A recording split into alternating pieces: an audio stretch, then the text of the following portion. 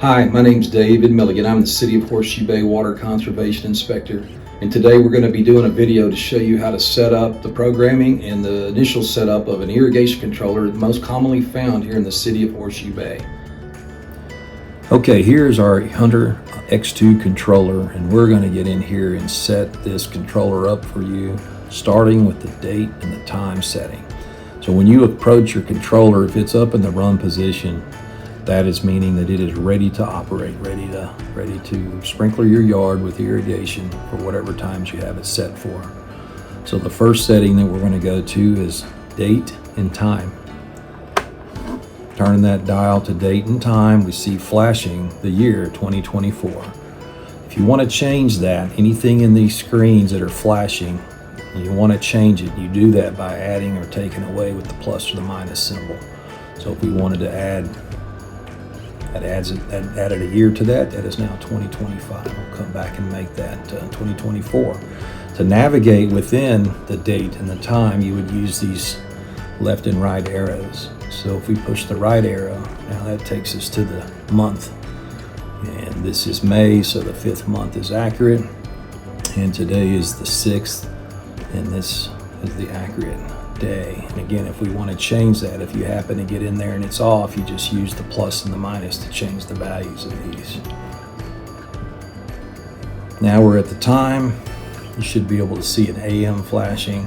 It's still in the morning here at the time that we're shooting this video, so that is accurate. And then we want to navigate to the next section, which will be the hour of the day, 11 o'clock.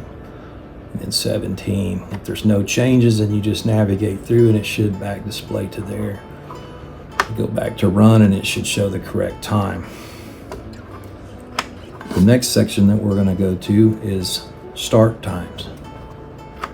Start times can be the tricky part of setting up one of these irrigation controllers, because each program, and this is indicating program A, can have up to 4 start times under program A. Start times sometimes get confused with the stations.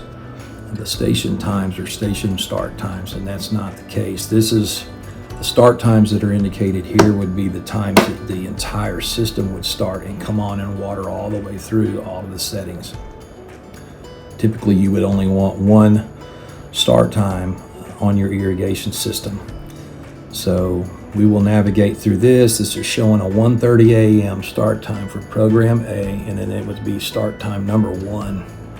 If we navigate to this right here, we see we have a second start time set to come on at 1:45. And this is where if you were going to do a cycle soak setting, you could put a second start time in. We'll go over some cycle soak settings here in just a few minutes. For right now, we'll take this second start time off. Normally you would not want a second start time on your program. So the way you do that is you just go to the minus key. Again, whatever's flashing you can change. Go to the minus, and in 15-minute increments we'll deduct all this time till that start time is off. And then to check the rest of your start times, you just navigate with that right arrow. The rest of those are off. Now we're back to program A. The next setting that we're going to go over is run times. So we'll click the pointer to run times, and we'll see that this is indicating on the screen program A, station or zone number 1, and it's set for 3 minutes. Very few irrigation systems need a 3-minute setting, so we'll play with this a little bit.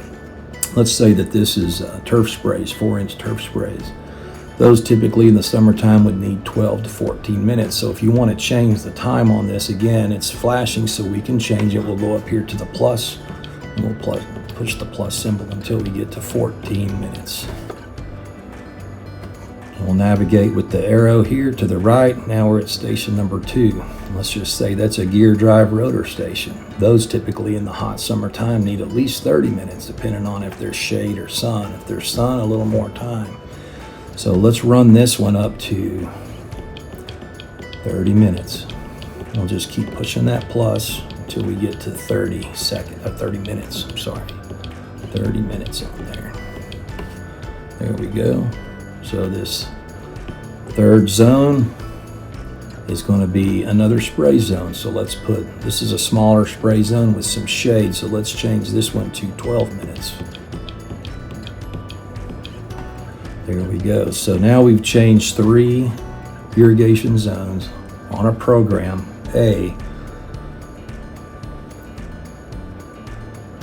and shown you how to do that in complete form. The rest of those stations don't have any time, so there we are. The next setting that we're going to go to is water days. So setting water days is one of the most important parts of setting the irrigation controller up. The city of Horseshoe Bay is currently under a 1 day per week watering restriction, and so there is no watering on Mondays or Fridays. So your water day would be one of the remaining days of the week, either Tuesday, Wednesday, Thursday, Saturday, or Sunday. In this instance, we see a raindrop on Thursday. And so what that's indicating is that this clock is already set up to water on Wednesday. So if we wanted to change that, all we would do is go here to our arrows, navigation arrows again, and we see Monday flashing. We know Monday's not a water day in the city of Horseshoe Bay, so we'll navigate past that to Tuesday. And if we wanted to activate Tuesday because we're a commercial multifamily, we would simply push that plus button and put that raindrop on there. Now this clock will run on Tuesday and again on Thursday. We don't want that, so let's navigate back over to that and we'll turn that back off. And so there you go. That's how you set up your water days. The next setting that we're going to go to is seasonal adjust. So let's flip this to seasonal adjust. Seasonal adjust is a really neat setting, and it helps you a lot with collectively changing all of the values of your run times within a program. And so in this instance, this is already set at 50%, and I left it like this to show you how you can take the 50% and move it back up to 100%. 100% is where you want to leave this most of the time, but I'll show you what that does to us. Again, this is flashing, so we can change the value by going to plus or minus. So let's go ahead and add and push that plus. It'll add 5% increments until we get to 100%. So remember back over here on run times when we had rotor stations set at 30 minutes? Let's look at those real quick. So station 1 went from the original setting to 28 minutes, and that made station 2 go from 30 minutes to an hour. And so what a lot of folks don't realize is that if that seasonal adjust is set low and you don't realize it, and you go in here to your run times and you only see 30 minutes or 15 minutes, and then you catch this later, you want to go back and change this back to that 30 minutes. This is one of the little pitfalls that can get you in programming controller, and it's one that I see quite a bit here. And it's just a good, honest mistake. So if we go back to seasonal adjust, now we're at 100%. We would go back and change the rest of these values if we were setting this up on a yard for an individual.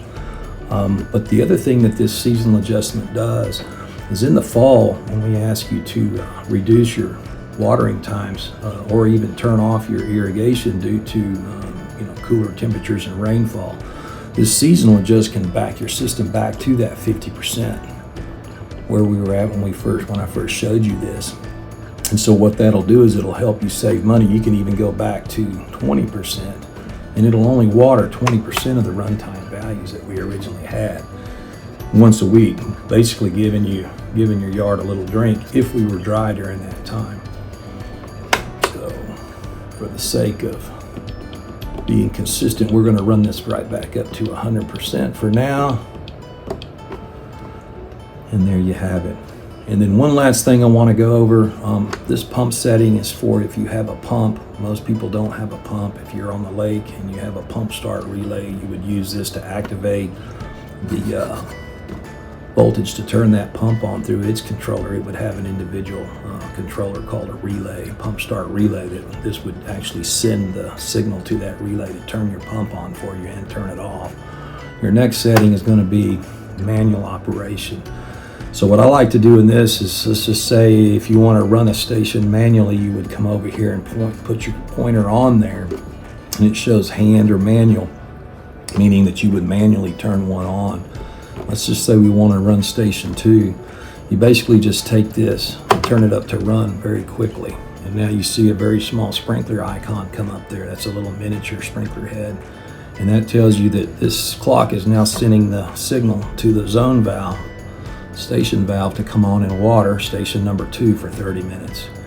So this would give you an opportunity to go out and take a look at that station, watch the heads come up, see if they need to be adjusted, get the swings adjusted, the distance or the spray arc itself adjusted in that. And then when you're ready for that station to get turned off, you just turn it to off, wait just a few seconds for that to quit sending the signal, and then it should go back to off. So now we'll go back to run. Now we're back in service, and now this irrigation controller is ready to run. So one more thing about components, this little on and bypass is going to be for your rain sensor. And there is a rain sensor installed here, but always be sure that your rain sensor, if you have one, is on and not bypass, because that's going to save you water and save you money, where this system wouldn't come on in water during a rain event or after a rain event. And your irrigation controller, if it has a rain sensor on it, will turn off by itself and come back on once that sensor dries out enough for the signal to return back for this to go ahead and irrigate for you. So the other thing that we want to talk about today is how to set up a cycle soak setting. And that can be done 2 different ways. You can use the cycle soak setting by going in here and taking the seasonal adjustment and changing this back to 50%. Now it's going to take all those values that we have and cut them in half. And then we go back up here to the start times. And I told you earlier not to ever have a second start time unless you really need one. Well, here we're going to do one. So if you go to your run times and you navigate through every zone on here, once we get to the end of all the available stations, it's basically showing that we have 11 full minutes set up of run time for every zone within this system for the 3 that we set up. So that gives you the total run time in minutes. And so what you want to do is go back to this start time and ensure that if you had a 1:30 a.m. start time, you allow at least 11 minutes before you set up your second start time. So that one was set at 1:30, so we would want to go let it water all the way through for that 11 minutes, and then we would set up this second start time for about 15 or so minutes after that to give it time to run through and finish and then start over. So here we would go back in and add to this, and we would go to make sure that we were 15 minutes past that other time, and then set it up. So now we have 2 start times. Go back to run, and then what this will do is it'll turn on and run through both of these start times back to back and give you a cycle soak. That concludes this video for this section. Thank you and have a great day.